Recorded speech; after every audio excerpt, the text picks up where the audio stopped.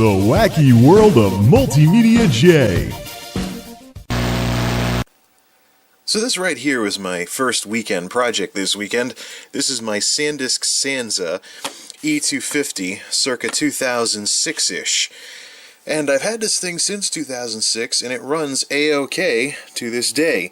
Basically, well, yeah, I'm not trying to make stupid little rhymes out of this, but it still runs A-OK. It's based on the iPod Nano setup of the mid-2000s with the glowing ring and stuff like that, and of course this plastic feels a little bit cheap, but this device just plain works, and it's been working for about 7 years or so.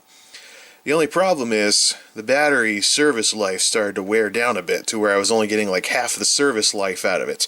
So I decided to do something about that. Now there are third-party replacement batteries on Amazon and other sites, but the problem is these batteries often don't fit perfectly, and when the batteries get loose in this thing, you can get anything from freezes to abrupt shutoffs. My solution was quite simple, actually. Let me just turn this thing off so it says goodbye and then shuts down. The main reason why I wound up getting a SanDisk MP3 player in 2006 rather than an iPod was because of this.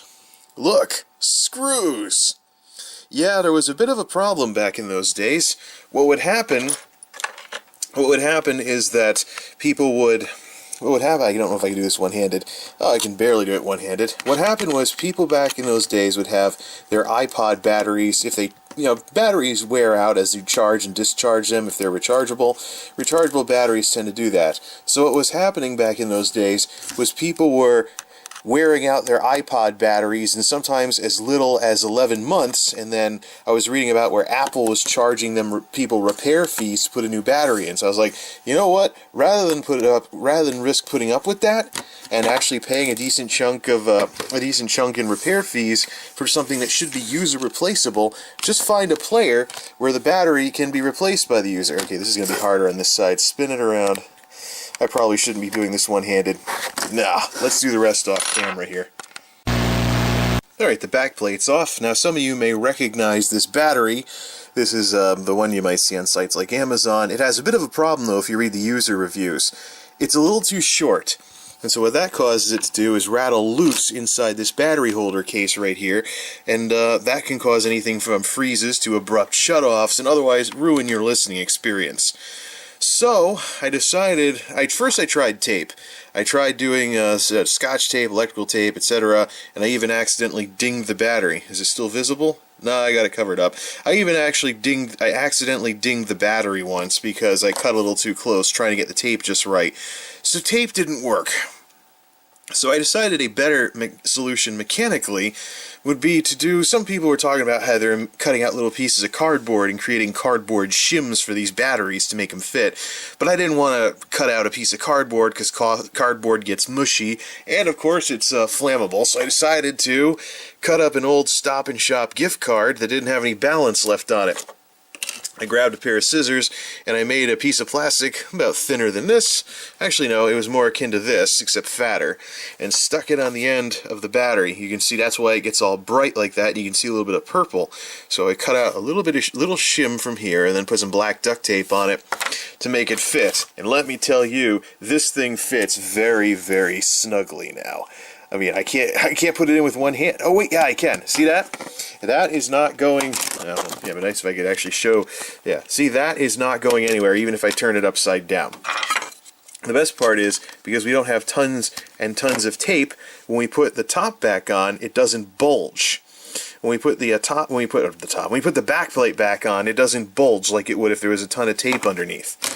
So, with the increased milliamp hours, this thing actually has a slightly better battery life than when it was new, and it still plays perfectly. So I see absolutely no reason to get rid of it, even though it's a wimpy 2 gig device. Although I could still put a not a mini, but a micro SD card in that little card slot to expand the memory. I still never have more than 2 gigs of music on this thing. So even when I listen to tons of podcasts, I would never fill this thing up. When I do, though, I'll just buy a card that's the right capacity to fit in that slot and expand things a little further. Let's put the rest of the screws back on. There we go, back in one piece, and if we turn it sideways, no bulge. tape would cause this to bulge a little.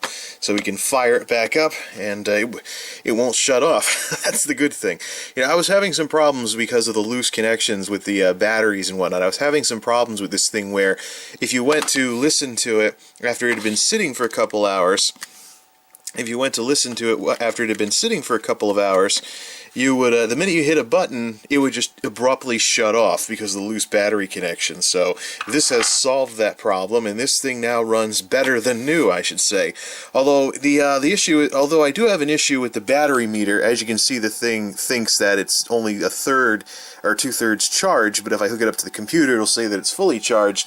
The milliamp hours is a bit different on this than it is on the than it was in the original battery, so I imagine that probably throws off the battery meter or something along those lines. Or maybe I have to actually fully discharge and then charge this thing back up and cycle it that way in order to get this thing a little more accurate. Either way, it plays music. The thing isn't shutting off on me when I'm going to work and all that other stuff. And it was quite easy for a weekend project. Now, when I originally started recording this, when I originally did this, I wanted to do it with cutting pliers because I thought cutting pliers would be a little more accurate, because on a pair of cutting pliers, the cutting surfaces come directly together, whereas on a pair of scissors, put the gift card out of the way, on a pair of scissors, they're a little diagonal. Unfortunately, when I cut this thing with a pair of diagonal cutters, it cut half the darn card because, of course, the forces involved in the impact and stuff like that. So I eventually wound up being very, very careful with a pair of scissors. But I didn't think scissors would be precise enough in order to. I didn't think the scissors would be precise enough in order to work for this. But they turned out to be the best option, and now I've got myself an MP3 player that hopefully it's all set for another 7 years, and I still haven't even expanded the memory yet. Oh yeah, micro SD. If I can find an original micro SD card, or one that's compatible with the original micro SD jack, this sucker won't even have memory problems either when I run out of space if I ever put more than 2 gigs of music on it. Not bad if I do say so myself, so I guess you could say my Sansa is now a new old music player, if that makes any sense. Alright, so this is all set. This is probably all set for another 7 years, for all I know. Now, there's one more thing that I'm going to be looking at this weekend, and that is this camera and what to do with it. So, for the first time ever, I actually have a spare camcorder, and and of course, it's only SD, so it's going to be too noticeable if I try to use it for any videos. So I've been trying to come up with things to use this thing for, and it just occurred to me, if I put this thing, right now, at its current recording quality, it gets about an hour of recording on its internal memory. So what I'm thinking of doing is having it, putting it down into like long play mode or low quality mode or something like that, and setting it up as a workspace camera, kind of an over the shoulder type camera for when I'm working on various things here and there, recording the work area as I do things. The purpose being, if I forget where a screw goes when I go to put something back together, I'll have this thing over my shoulder recording me working while I take something apart. So if I forget where a screw goes when I go to put something back together, I can just watch the footage and see how it all went down. So I'm sure I can think of some other uses for this as well, but unfortunately, unless something happens to the HD camera, this thing is as good as retired. So between using it to charge an extra battery, because it'll charge a battery while it's doing its thing, I'm thinking I could probably still use it sort of as a camera by having it record my workspace while I'm taking something apart. And of course, if I need to figure out how it goes back together, just watch how it all came apart again. Cameras.